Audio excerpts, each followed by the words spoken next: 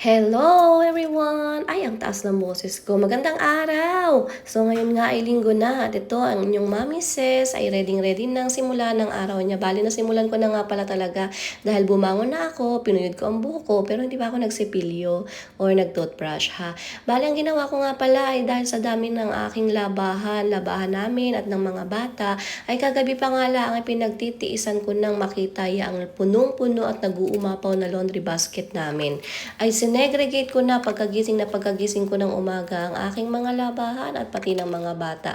Uunahin kong labahan yung mga para sa bata at ito nga at kinukusot ko muna yung mga maduduming medyas at saka panty ng aking panganay na si Ivanka. Dahil syempre hindi mo pwedeng isabay yun doon sa mga malilinis-linis na hindi naman na gamit sa sahig or what. Sadya nga namang nakakatamad ang magkusot-kusot nitong mga ito't kaliliit ay siya bahala na. Dahil sa sobrang dami nga, ay dadalawang salang ko ito sa washing machine at baka sumabog na yung washing machine sa dami nito. Maya-maya pa nga ay natapos ko na rin ang pagkukusot ng mga medyas ni Ivanka na marurumi. Dinedma ko nga muna yung naririnig kong pag-ingit-ingit ni Elise sa kama dahil siya'y tulog pa kanina nung ako'y bumangon. Nagugutom na nga rin pala ako pero dinedma ko na rin kasi sasabay-sabayin ko na.